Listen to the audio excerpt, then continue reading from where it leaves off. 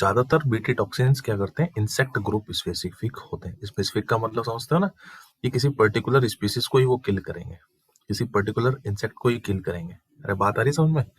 तो यानी most BT toxins are, इस पे पॉइंट आ सकता है, क्वेश्चन क्या आ सकता है, which of the following statements are true. उनमें से 5-6 स्टेटमेंट दे देंगे, फिर पूछ लेंगे कौन कौन से ठीक है। अगर उसमें एक ये स्टेटमेंट आया, most BT toxins are not insect group specific, this statement is true और false? This statement is true और false? This statement is false. क्यों? क्योंकि मैंने क्या बोला, most BT toxin genes are not insect group specific. वो note मैंने बीच में घुसेड़ दिया, अगर ये नोट ना होता, समझ रहे हो, तो most BT toxins are insect group specific, then this statement is true, ये स्टेटमेंट ट्रू हो जाता। अरे बात आ रही है समझ में? अब जीन्स बहुत सारे हैं, बीटी टॉक्सिन के जीन बहुत सारे हैं, तो जीन्स का सिलेक्शन किस चीज पर डिपेंड करता है, यानी चॉइस ऑफ जीन किस चीज पर डिपेंड करती है। एनसीईआरटी पढ़कर बैठा करो भैया। द चॉइस ऑफ जीन्स, मैंने आपको पूरी एनसीईआरटी पॉइंटों में लिखवा दूंगा, पूरी की पूरी। The choice of gene depends upon कि आपकी फसल कौन सी है, डिपेंड ऑन द क्रॉप, कौन सी फसल है आपकी, कॉटन है, मेज है, शुगर केन है, क्या चीज है ना। The choice of gene depends upon the crop and the target paste, कि आप कौन से पेस्ट पर टारगेट कर रहे हैं, टारगेटेड पेस्ट। इन दो चीजों पर डिपेंड करता है। बोलो भाई, क्लियर? एक तो टारगेटेड पेस्ट पर, और दूसरा बच्चों किस चीज पर, क्रॉप पर। इन दो चीजों पर डिपेंड करता है, ठीक है। अब जो द प्रोटीन इनकोडेड,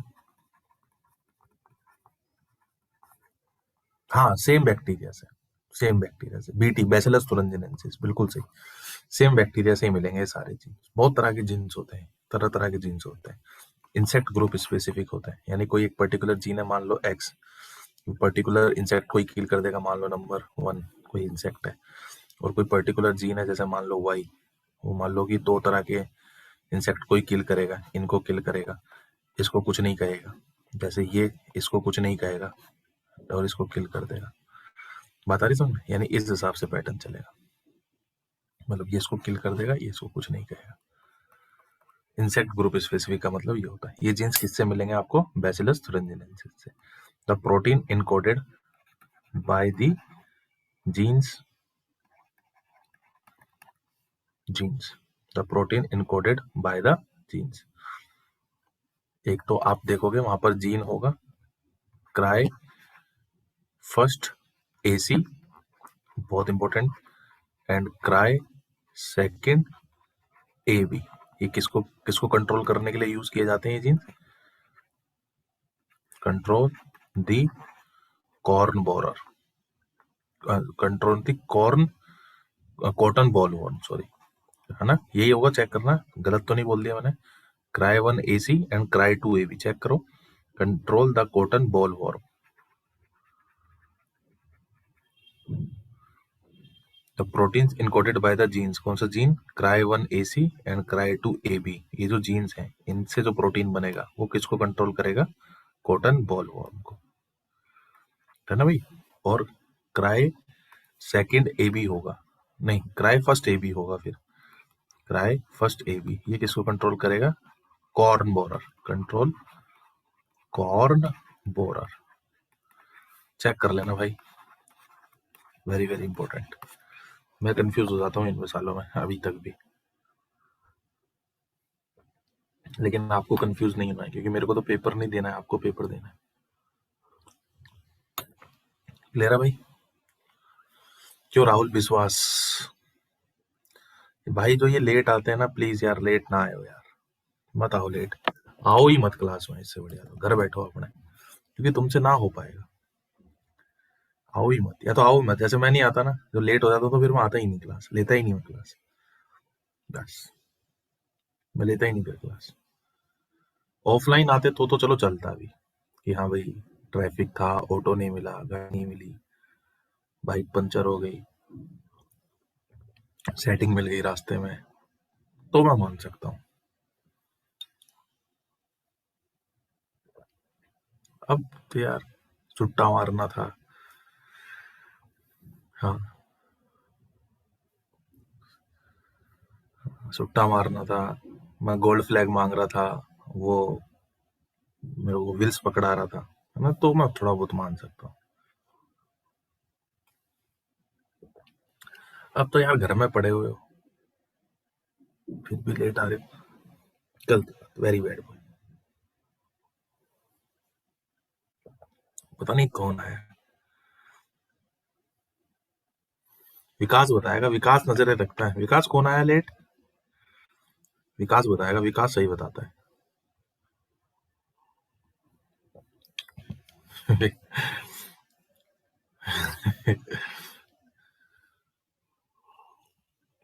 विकास सिर्फ लड़कियों पर नजर रखता है, लड़कों पर नहीं। विकास के ऐसे शौक नहीं है कि वो लड़कों को देखे, समझ।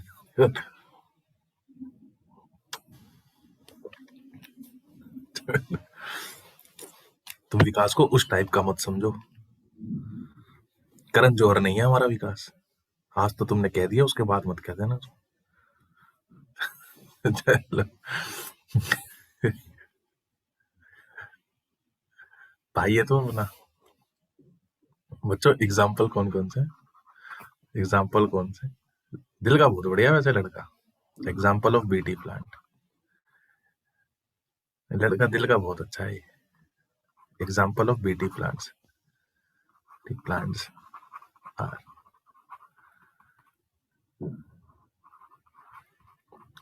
एग्जाम्पल लिया।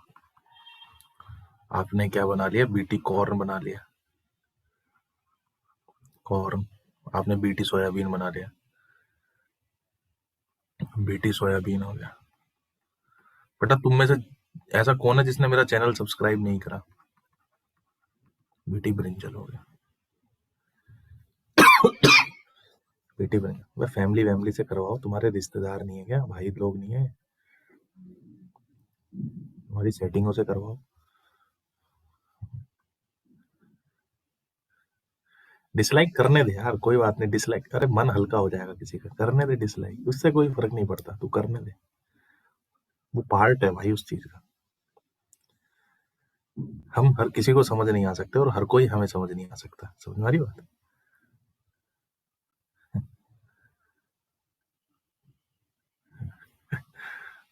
अच्छा, सेटिंग ने तुम्हें अनसब्सक्राइब कर रखा है। डिसलाइक से मत घबराया करो, आने दो डिसलाइक, कोई बात नहीं। क्योंकि हर कोई अपने मन में अच्छा होता है। ये कमियां बताने वाले ही तुम्हें ऊपर लेके जाएंगे, ये जान लेना। करो। हर्ष कह रहा है इम्पल्स वाले पे भी करवा दी।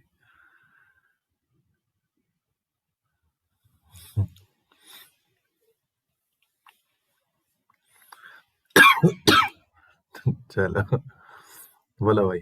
BT plan, BT cotton. आज आज आज से मैं कुछ कुछ शॉर्ट शॉर्ट वीडियो डालूंगा, पहले छोटे छोटे। हाँ, कर दियो सेंड, उसको बोलते हैं गुरुजी लाइक सब्सक्राइब करो।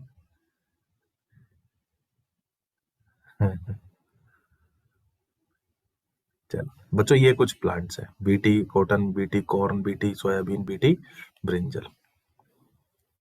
बच्चों सब बैन कर दिया गया है अभी हाल फिलहाल में। BT brinjal, BT soybean, BT corn, ये बैन कर दिए गए हैं। बीटी कॉटन कोई खाता नहीं है। बीटी कॉटन कोई खाता नहीं है ना, तो इसको कोई दिक्कत नहीं है, इससे कोई एलर्जिक रिएक्शन भी नहीं है। तो बीटी कॉटन तो उगाया जा रहा है। बाकी सब तो बैन कर दिया गया है, क्योंकि मैंने आपको बताया ना, क्योंकि एलर्जिक रिएक्शंस हैं कुछ लोगों के अंदर, ये एलर्जी कॉज कर देती है। तो रिस्क नहीं ले सकते अपन एलर्जी, क्योंकि अगर सीवियर एलर्जी होगी ना बेटा, तो पूरी सब्जी बढ़ जाएगी उसकी। तो इन्हें बैन कर दिया गया है। हो जाएगा बच्चों। ये हुआ पूरा का पूरा ये पोर्शन। बोलो भाई, जिसमें से ए वाला पार्ट पूरा हो गया। डन है भाई। ये क्या था? Control of paste. याद है अपन क्या पढ़ रहे थे? Control of paste. हम एप्लीकेशन पढ़ रहे थे एग्रीकल्चर के अंदर। ये 7वां एप्लीकेशन था, उसका ए वाला पार्ट था। 7वां एप्लीकेशन क्या था?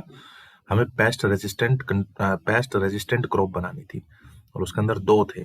एक तो क्या था? इंसेक्ट रेजिस्टेंट क्रॉप बनानी थी, और एक नीमाटोड रेजिस्टेंस बनानी थी। अब हम दूसरे पर चलेंगे और वो दूसरी कौन सी है, नीमाटोड रेजिस्टेंस।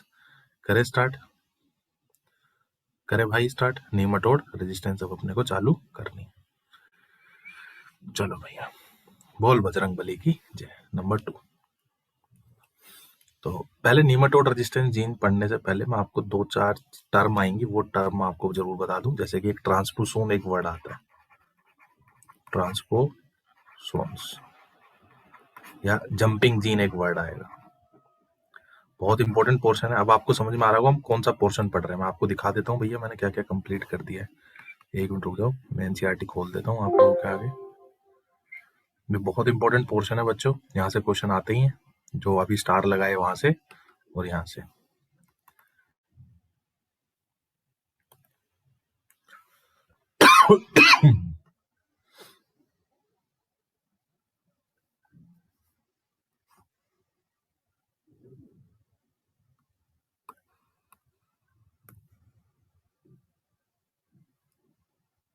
बच्चों ये यहाँ तक का पोर्शन हम कर चुके हैं।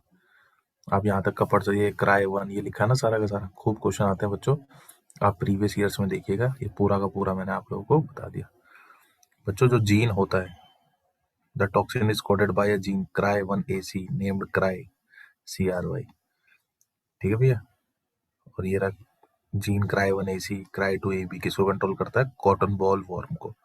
क्राई 1AB किसको, कॉर्न बॉलर को। ये आपको दिखाई दे रहा होगा, ये फोटो आपको दिखाई दे रहा है। फोटो से क्वेश्चन आ सकता है।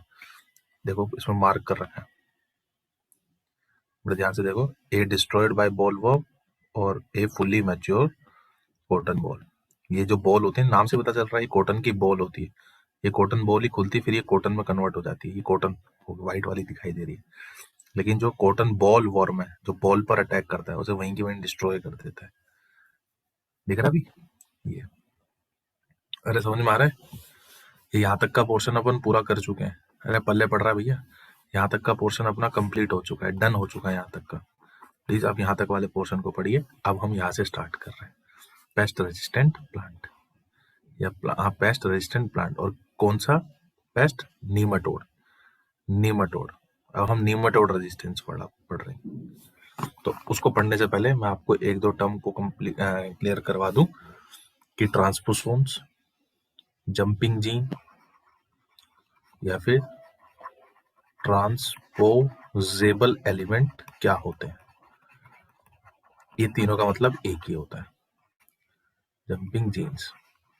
बच्चों ट्रांसपोसोन्स, जंपिंग जीन और ट्रांसपोसेबल एलिमेंट। जंपिंग जीन थोड़ा सिंपल सा वर्ड लग रहा है, आप समझ सकते हो। जंपिंग, ऐसा जीन जो अपनी पोजीशन को चेंज करता रहे। ऐसा जीन्स जो अपनी पोजीशन को चेंज करता रहे उसे हम क्या कहते हैं, जंपिंग जीन। कि जंप कर रहा है, अभी यहाँ है फिर वहां है फिर वहां है। तो ऐसे जीन्स को अपन कौन सी जीन कहते हैं बच्चों, जंपिंग जीन्स कहते हैं, या ट्रांसपोसोन्स कहते हैं, या फिर ट्रांसपोसेबल एलिमेंट कह सकते हैं। ट्रांसफर हो सकते हैं इधर से उधर, इसलिए इन जीन्स को अपन कौन सी जीन्स कहते हैं, जंपिंग जीन, ट्रांसपोसोन्स या फिर ट्रांसपोसेबल एलिमेंट्स। बोलो भाई, इतनी बात क्लियर है? बोलो भैया, ये डिस्कवर किसने करे थे बच्चों? इसकी डिस्कवरी करी थी, ये एनसीईआरटी में नहीं मिलेगा भैया, और क्वेश्चन आया हुआ इससे। Discovered by Barbara McClintock. इन्हें लेडी मेंडल कहते हैं, लेडी मेंडल कहते हैं इनको, याद रखना इसको। ये एक बार पूछा गया था किसी उसमें जो ओलंपियाड वगैरह होते हैं, बायो ओलंपियाड, उसमें कि which of the following is called as lady Mendel. तो बच्चों डिस्कवर्ड बाय बारबरा मैकलिंटॉक, इन्हें लेडी मेंडल कहा जाता है। इन्होंने डिस्कवरी करी थी इसकी, बारबरा मैकलिंटॉक। स्टडी अभी पूरी तरीके से कंप्लीट नहीं है, क्यों होते हैं क्या होते हैं अभी पूरी तरीके से डिस्कवर्ड नहीं है भैया। तो आपके लेवल पर जितना है उतना मैं आपको बता दूंगा। Discovered by Barbara McClintock. आप सोचो कि 2 छोटे छोटे पन्ने पढ़कर आपको बायोटेक्नोलॉजी पूरी तरीके से आ जाएगी, तो शायद आप गलत हैं। बायोटेक्नोलॉजी अपने आप में सिलेबस है, अगर आप लोगों को पता हो। अगर आप 12वीं के बाद बायोटेक्नोलॉजी करते हैं तो बायोटेक्नोलॉजी अपने आप में सिलेबस है। यहाँ पर सिर्फ आपको इंट्रो मिलेगा सारी चीजों का। यहाँ पे सिर्फ आपको इंट्रो करना है, और इन्हीं इंट्रो से क्वेश्चंस आते हैं आपके, ज्यादा डीप क्वेश्चंस नहीं आते भैया। बेमतलब में अंदर घुसने की ज्यादा कोशिश मत करिएगा। घुसना चाहते हो बहुत अच्छी बात है, आप घुसिए, फिर आप लीक से हट जाएंगे। पहले अपना सिलेक्शन सिक्योर करिए भैया, उसके बाद जब पढ़ते रहना, तुम्हारी जिंदगी भर पढ़ना ही है तुम्हें, और क्या करना है बच्चों। ट्रांसपोसोन, जंपिंग जीन और ट्रांसपोसेबल एलिमेंट की डिस्कवरी किसने करी थी? बारबरा मैलिंटॉक। नाम याद हो जाएगा, बारबरा मैलिंटॉक। इन्हें लेडी मेंडल कहा जाता है। डन भाई, लिख रहे हो ना? कुछ तो साले स्क्रीनशॉट ही लेते रहते हैं। चलो छोड़ ना, कौन लिखेगा बच्चों। ये क्या होते हैं? Segment of DNA. जीन्स ही है भैया, जंपिंग जीन है तो सेगमेंट ऑफ डीएनए ही होगा। तो segment of DNA which transfer या move from one locus, gene की पोजीशन को लोकस कहते हैं, आपको पता है, of chromosome, one locus of chromosome to another locus, यानी एक लोकस से दूसरे लोकस पर जो जंप करता रहे, ऐसे जीन्स को अपन कौन से जीन्स कहते हैं? Jumping jeans. राघव सुबह कहाँ था तू? है राघव, सुबह कहाँ था?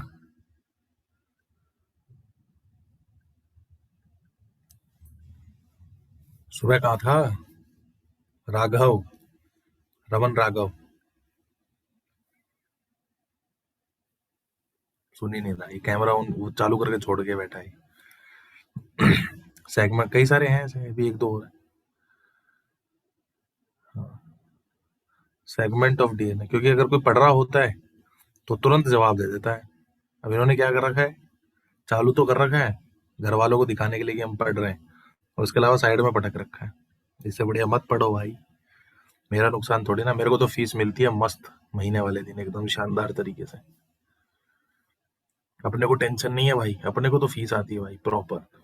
तू पढ़ मत पढ़, अपने को कोई फर्क नहीं पड़ता, है ना? हाँ, segment of DNA which transfer, सही बात है भाई। Segment of DNA which transfer segment of DNA which transfer या move from one locus of chromosome to other locus. Clear भाई? क्योंकि अपन तो साफ बोलते हैं भैया, पढ़ोगे अपने लिए पढ़ोगे, नहीं पढ़ोगे अपने लिए नहीं पढ़ोगे, अपने बाप का कुछ नहीं जाता है। अपना काम ईमानदारी से करेंगे अपन, और कोई बोल नहीं सकता है कि भाई बाद में कि क्लास नहीं हुई या सिलेबस नहीं हुआ। पूरा सिलेबस करवा रहा हूँ और अच्छे से करवा रहा हूँ, कोई क्रैश कोर्स नहीं चला रखा है तुम्हारा।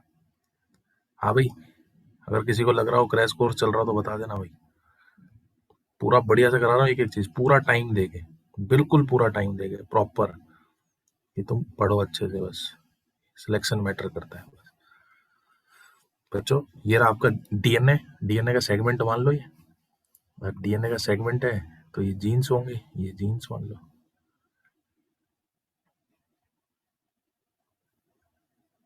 तुम्हें ही अपनी पता नहीं कि तुम्हें करना क्या है, तुम्हें तुम्हारा गोल क्लियर नहीं है, तो कोई क्या कर सकता है? भगवान भी आ जाएगा पेपर देने तो वो भी बेचारा कुछ नहीं करा सकता। वो खुद हाथ जोड़ लेगा तुम्हारे आगे कि भैया रहने दे, तो से ना हो पाएगा। ये बच्चों जीन्स है, ये डीएनए का एक सेगमेंट है, और ये मान लो एक जीन है। मैं से एक जीन कह देता हूँ, इसको थोड़ा सा मैं छोटा बना देता हूँ।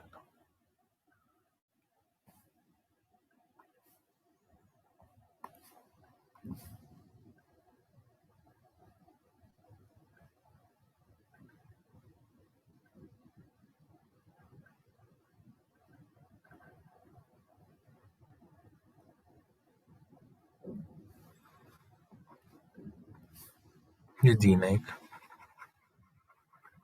बना लेना आप भी भाई ऐसे ही। चमोली है क्लास में?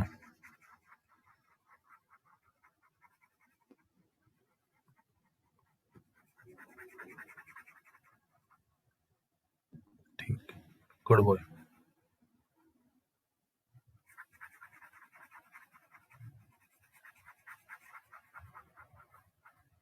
ये जीन है बच्चों, ये कोई जीन है, कोई भी जीन मान लो, ये जीन। ठीक है, बनाया इतना, ये जीन है। अब ये जीन यहां से निकला, ये जीन ये यहाँ पहुंच गया। पहले इतना बनाओ, फिर दूसरे में ये बनाना, क्योंकि मैं तो इसी में बना दूंगा। बना लिया? ये स्क्रीनशॉट ले लो, जैसा आपको ठीक लगे, जल्दी करो। हो गया? डन? ये गायब, यहाँ आ गया। बताओ, अभी स्टेटमेंट आप पढ़ लो, अभी स्टेटमेंट समझ आ जाएगी आपको, एकदम क्लियर हो जाएगी स्टेटमेंट। चेक कर लो भाई। क्यों भाई अमन चौकियाल? अमन चौकियाल, सही है ना बात? ये जीन यहाँ आ गया। जीन, तो बताओ, इस जीन ने अपनी क्रोमोसोम पर, डीएनए पर अपनी लोकेशन को चेंज कर लिया कि नहीं कर लिया? कर लिया कि नहीं कर लिया? कर लिया। तो ये क्या, ये जंपिंग जीन है? देखिए, segment of DNA which transfer या move from one locus of chromosome to other locus. तो ऐसे जीन्स को अपन कौन से जीन्स कहते हैं? जंपिंग जीन्स कहते हैं। ये मैंने आपको जंपिंग जीन का कंसेप्ट बता दिया भैया। स्टडी कंप्लीट नहीं है अभी, आपके लेवल पर जितना रिलेवेंट था वो मैंने आपको समझा दिया। ये ट्रांसपोसोन, जंपिंग जीन या ट्रांसपोसेबल एलिमेंट की डिस्कवरी किसने करी? आप इसके अलावा तो जो मर्जी पढ़ते रहो, पता नहीं किताबों में क्या क्या लिख देते हैं, वो है ही नहीं आपके लेवल का। उनको तो किताब सेल करनी है अपनी वजह। डिस्कवर्ड बाय बारबरा मैलेंटॉक, जिन्हें लेडी मेंडल के नाम से जाना जाता है, इनको याद रखना जरूरी है थोड़ा। सेगमेंट ऑफ डीएनए जो ट्रांसफर होते हैं या मूव होते हैं एक लोकस से क्रोमोसोम के दूसरे लोकस, उसी क्रोमोसोम के दूसरे लोकस पर, तो ऐसे जीन्स को अपन कौन से जीन्स कहते हैं? जंपिंग जीन्स कहते हैं। बोलो साहब, क्लियर? हटा दें भाई? कोई दिक्कत, कोई परेशानी, कोई लघु शंका है तो बताइए। समझ में आ रहा है? समझ में आ रहा है? बायोटेक मुश्किल लग रहा है भाई? क्या ये चैप्टर मुश्किल लग रहा है? बायोटेक का मुश्किल लग रहा है क्या? बिल्कुल, मैंने आपको पूरा डिटेलिंग में करा दिया भाई। बिल्कुल, आप कभी भी खुद भी पढ़ोगे ना, बाद में भी, पेपर के बाद भी आपको समझ में आ जाएगा भाई, ये मेरा वादा है। लेकिन क्लास में प्रॉपर रहिए। अब बात करते हैं नेमाटोड रेजिस्टेंट प्लांट बनाने की बात करते हैं। नेमाटोड रेजिस्टेंट प्लांट बनाते हैं, नेमाटोड रेजिस्टेंट प्लांट बनाते हैं। कुछ पॉइंट्स लिखेंगे, इंपॉर्टेंट है। नेमाटोड आपको पता है पैरासाइट है, नेमाटोडा आप जानते भी हैं। फाइलम, आपका कौन सा फाइलम आता है? नेमाटोडा क्या बोलते हैं? एक नाम से और जानते हैं, बताइए। एस्केलेमिंथीस, एस्केलेमिंथीस, एस्केलेमिंथीस, हाँ क्या ना? तो उसके अंदर आते हैं। तो नीमाटोड्स पैरासाइट्स हैं बच्चों, आपको भी तो पता है बीमारियां कोज करते हैं, प्लांट्स में भी कोज करते हैं, एनिमल्स में भी कोज करते हैं, और एनिमल्स में भी हम में, हमारे अंदर भी कोज करते हैं नीमाटोड। नीमाटोड से होने वाली बहुत सारी बीमारियां आपको पता है। तो लिखना पहला point, nematodes, nematodes parasite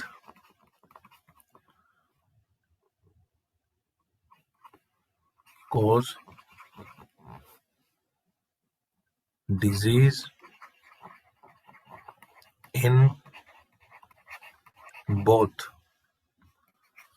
plants and animals। क्या ह्यूमंस के अंदर भी कोज करते हैं? यस, यानी including human beings, human beings, human beings. Done भाई? नीमाटोड बड़ा हरामी। एक नीमाटोड है मिलोडी गायने इनकॉग्निटा, खूब क्वेश्चन आया हुआ है इसके ऊपर, लिखा होगा, एनसीईआरटी खोल के रखिए साथ में। आप ये पॉइंट जरूर कॉपी में साथ साथ लिखें जो मैं लिखवा रहा हूँ। मिलोइडी गायने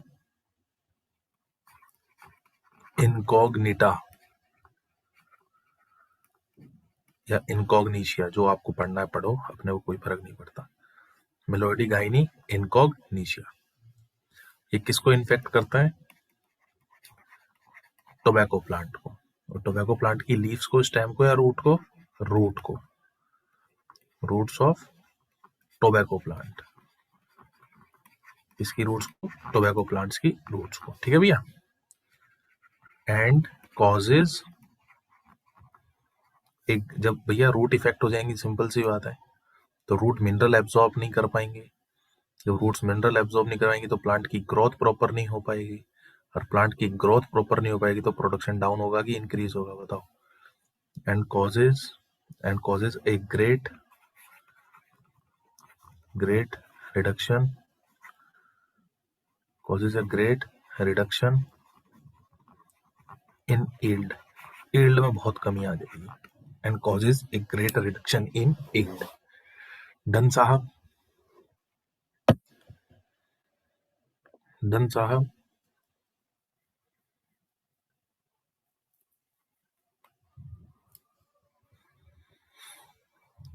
अब अब किसान हो भैया, तंबाकू की खेती करते हो, अब कुछ तो देशभक्त हो, सर तंबाकू से कैंसर होता, अच्छा हुआ साला रूट खा गया उसकी और बढ़िया हुआ, प्रोडक्शन कम हो गया, कैंसर कम होगा। तो भाई गोबर, प्रोडक्शन कम हो जाएगा, किसान मर जाएगा साले, कमाता तो वही है वो, उसी से उसकी तो इनकम का सोर्स है। जब वो टोबैको का सिर्फ यूज उधर ही नहीं होता, और भी कई जगह यूज होता है टोबैको, है ना। हाँ, देखा, वो कह रहा है यही पूछने वाला था मैं, मुझे तो पता था, तुम्हारी शक्ल देख के बता दूंगा कि डाउट क्या आएगा तुम्हारा। ये तो बढ़िया है ना सर, टोबैको की माँ बहन एक कर देंगे ना सर, क्या बोलते हो वीडियो, है ना सर, ना रहेगा टोबैको, ना रहेगा कैंसर, वाह सर, है ना, वाह। दारू तो बंद करवा नहीं रहे हो सालो, तुम एक छोटे से किसान को टोबैको से करोगे कंट्रोल, ये कांग्रेस वाले हैं क्या? भाइयों बहनों,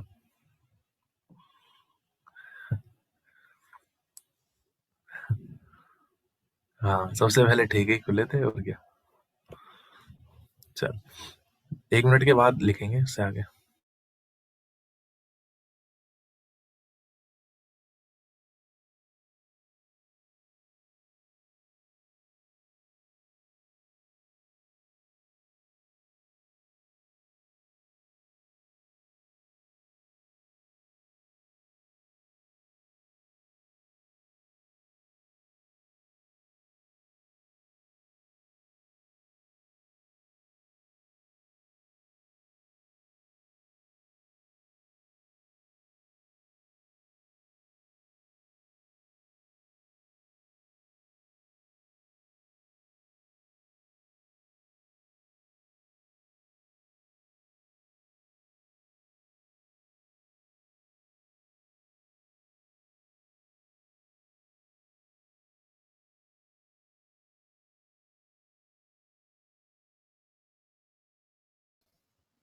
ओए दिनेश, ओ दिनेश,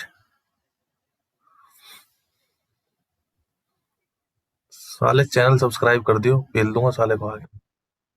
सबका कर दे, पड़ोसियों का भी कर दे, अपनी सेटिंग का भी कर दे, चैनल सब्सक्राइब हो जाना चाहिए, बता रहा हूँ, गलत पढ़ा दूंगा सालों को।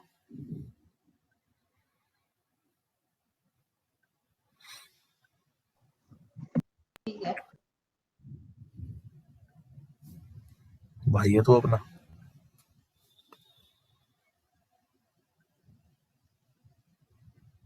हम्म, विकास से सीखो, विकास अपनी सेटिंग से भी करवाया, विकास ने सेटिंग की सेटिंग से भी करवाया, इसकी सेटिंग और उसकी भी सेटिंग उससे भी करवाया इसने।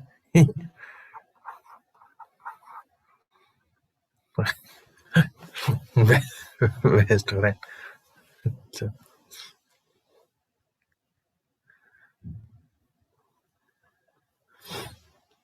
सैमटिंग का स्क्वायर रूट।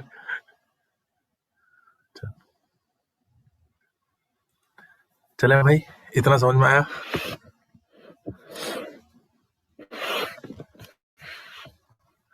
बोलो भाइयों बहनों,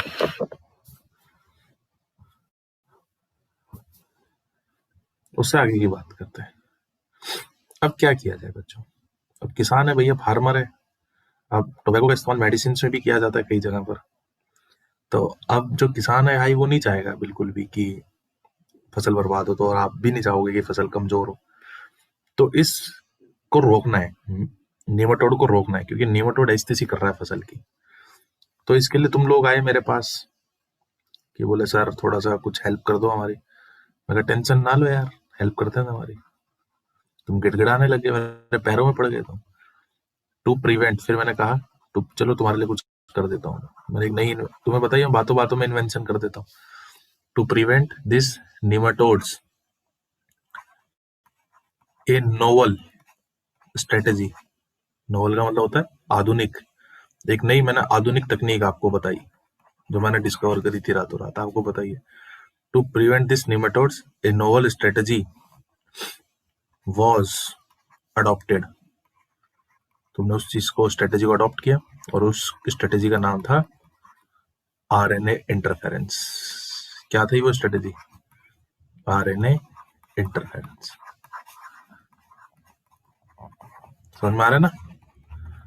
कौन सी टेक्निक थी बच्चों? आरएनए। तुम मेरे पैरों में ही पड़ गए आके, बोले सर कुछ करो, हमारे बीड़ी सिगरेट के दाम बढ़ते जा रहे हैं दिन प्रतिदिन, जो सिगरेट पहले 10 रुपए की आती थी सर वो 50 रुपए की आ रही है सर, सर कुछ करो, हुक्का हम भर के पीते थे, चिलम पीते थे सर, चिलम पीना मुश्किल हो गया, एक दिन में 50-50 चिलम पी जाते थे सर, आजकल एक भी नसीब नहीं हो रही है सर, बहुत महंगा हो गया। मैं कहा हो, ये तो बहुत सीरियस मैटर है, बहुत ही ज्यादा सीरियस मैटर है, इस पर तो कुछ करना पड़ेगा। हाँ, मैं कहा चलो ठीक है, तुम्हारे लिए एक नोवल स्ट्रेटेजी अपना देता हूँ, एक आधुनिक तकनीक मैं तुम्हें देता हूँ, और वो आधुनिक तकनीक मैंने दी तुम लोगों के लिए, किसानों को। और वो तकनीक कौन सी थी बच्चों? RNA interference. क्वेश्चन आया हुआ है सालों। To prevent this nematode, a novel strategy was adopted called RNA interference. अबे समझ में आ रहा है तुम्हारे? RNA interference नाम से पता चल रहा है आरएनए के साथ कुछ छेड़छाड़ करी जाएगी। आपको पता है आरएनए के साथ छेड़छाड़ होगी, तो आपको पता है कल भी हमने थोड़ी सी चर्चा करी थी, अगर आपको याद हो, आज भी होगी इस 4 बजे वाली क्लास में। आरएनए से, डीएनए जीन से क्या बनता है? आरएनए। और आरएनए से क्या बनता है? प्रोटीन। साइड में लिख रहा हूँ, मत लिखना चाहे तुम्हें पता है। अगर आप आरएनए के साथ छेड़छाड़ करोगे तो आरएनए बिल्कुल ऐसे छमिया की तरह है, बुरा मान जाती है। आरएनए के साथ छेड़छाड़ करोगे तो ये बुरा मान जाएगी, विकास की तरह है ये, जैसे ही छेड़छाड़ करोगे बुरा मान जाएगी, फिर ये प्रोटीन नहीं बना के देगी। और भाई जब प्रोटीन नहीं बना के देगी तो बस जीन का एक्सप्रेशन रुक गया कि नहीं रुक गया? अरे जीन का एक्सप्रेशन रुक गया कि नहीं रुक गया? जीन का एक्सप्रेशन रुक गया। जीन को रोकने के बहुत सारे तरीके होते हैं, जीन के एक्सप्रेशन को रोकने के बहुत सारे तरीके होते हैं। ये वाला जो तरीका है वो है आरएनए इंटरफेरेंस। यहाँ पर हम जीन को किस लेवल पर रोक रहे हैं? आरएनए लेवल पर। हम आरएनए लेवल पर रोक रहे हैं, इसलिए से हम क्या कह रहे हैं? RNA interference. बोलो भैया, बात समझ में आ रही है? बिल्कुल सिंपल लैंग्वेज में मैं बात कर रहा हूँ आप लोगों से, एकदम सिंपल लैंग्वेज में। जीन के एक्सप्रेशन को रोकना है, जीन के एक्सप्रेशन को रोकना है, जीन से आरएनए बनता है, आरएनए से प्रोटीन बनता है, इसके साथ छेड़छाड़ कर दो आप, तो आपको पता है इसके साथ छेड़छाड़ कर दिया आपने किसी तरीके की, तो ये बुरा मान जाती है ना, कि ये चीज मुझे पसंद नहीं है। ओके, मेरी नो का मतलब नो होता है, तो ये प्रोटीन नहीं बनाएगी। चलो भैया, यही तो हम भी चाहते थे। क्लियर है भाई? चल,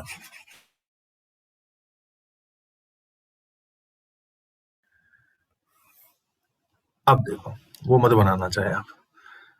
अब बात करते हैं, जीन का एक्सप्रेशन रुक गया भैया। देखो जीन का एक्सप्रेशन होता ही क्या है? जीन अपने आप को एक्सप्रेस कैसे करती है? प्रोडक्ट बनाकर, यानी एंजाइम एंजाइम बनाकर, और एंजाइम फिर आगे सबस्ट्रेट को प्रोडक्ट में कन्वर्ट करता है, तभी चलकर वो पूरा जीन का एक्सप्रेशन कंप्लीट माना जाता है। हमने कई बार जेनेटिक्स में भी बात करी है, चैप्टर 6 जेनेटिक्स पार्ट 2 में भी हमने बात करी है, और मैंने आज भी आपको बता दिया। इसलिए कहता हूँ कि बायोटेक्नोलॉजी के चैप्टर पढ़ने के लिए आपको चैप्टर 5 चैप्टर 6 आने चाहिए। अब आपको समझ में आ रही होगी बात। क्लियर भैया? इस आरएनए के जो आरएनए इंटरफेरेंस का जो ये प्रोसेस होता है, RNA interference is a process.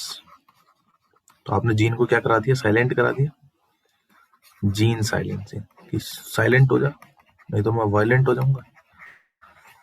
तो साइलेंसिंग आपने क्या करा दी बच्चों? जीन साइलेंसिंग करा दी। बोलो भाई, बात समझ में आ रही है? RNA interference is a process of gene silencing. Clear है? आरएनए साइलेंसिंग का जो ये प्रक्रिया है, जो ये प्रोसेस है, ये सभी यूकेरियोटिक सेल्स में चलता है साहब। तो आरएनए इंटरफेरेंस, प्रोकैरियोट्स में नहीं, यूकेरियोट्स, एनसीईआरटी में देखो लिखा होगा, आरएनए इंटरफेरेंस टेक्स प्लेस। ये बायोटेक का सबसे खतरनाक वाला पोर्शन है जो बच्चों को समझ नहीं आता। आरएनए इंटर, ये आपको समझ में आएगा, गारंटी है। RNA interference takes place in all eukaryotic organisms as a method of cellular defense. Cellular defense यानी सेल को बचाने के लिए, क्योंकि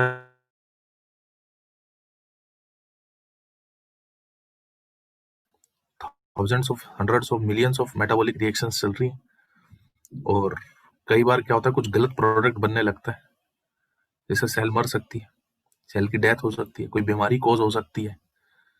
तो उस टाइम सेल अपने आप को कैसे बचाती है? आरएनए इंटरफेरेंस से बचाती है।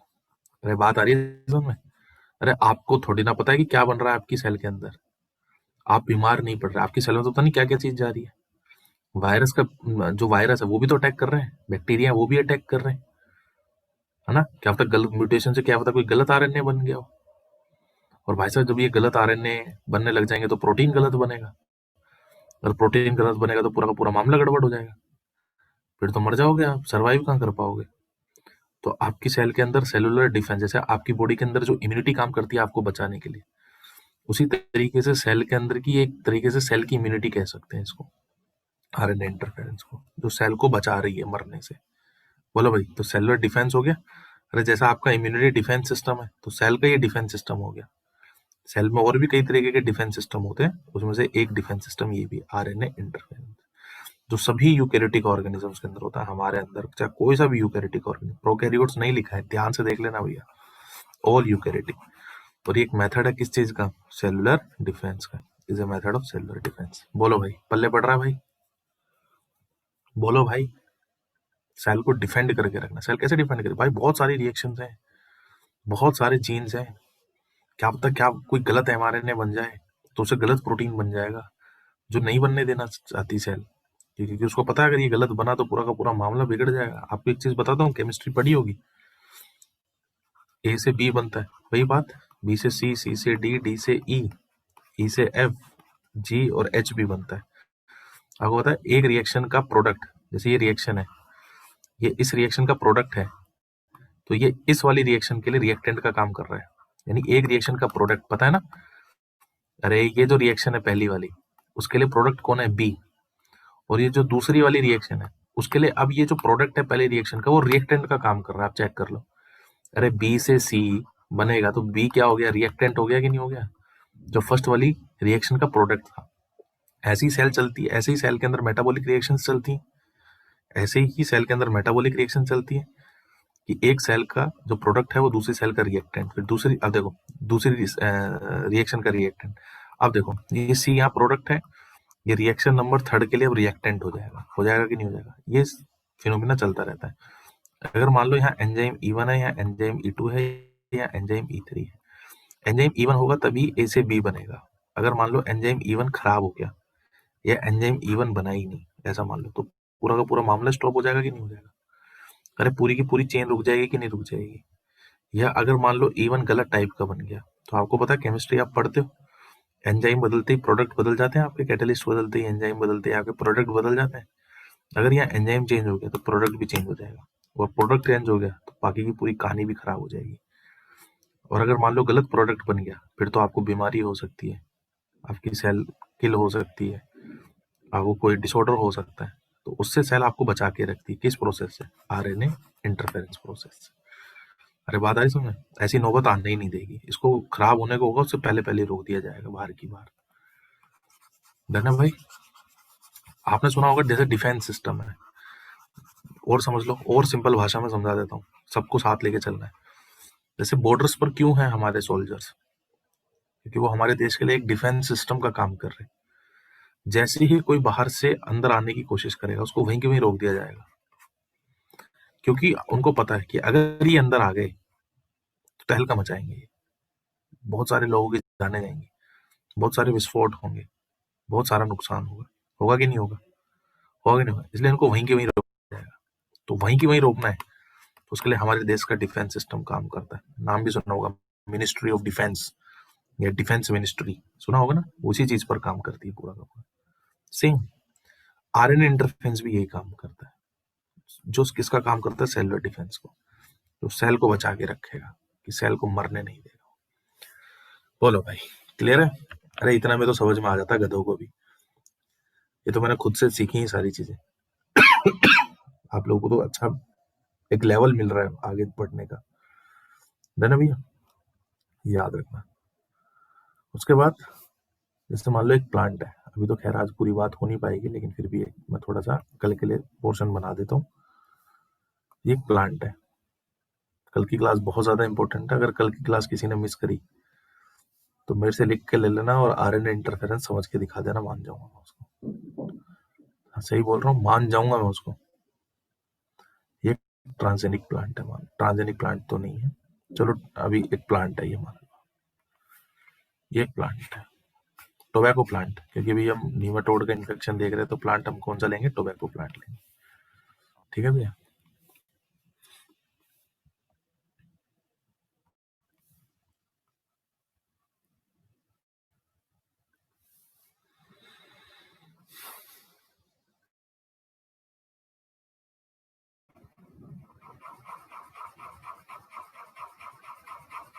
ये प्लांट है, ये प्लांट है, हमें प्लांट से अभी कोई काम है भी नहीं वैसे। ये प्लांट की रूट है,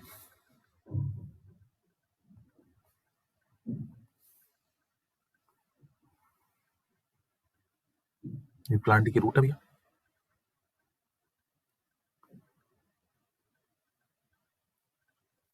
ये प्लांट की नीचे रूट है।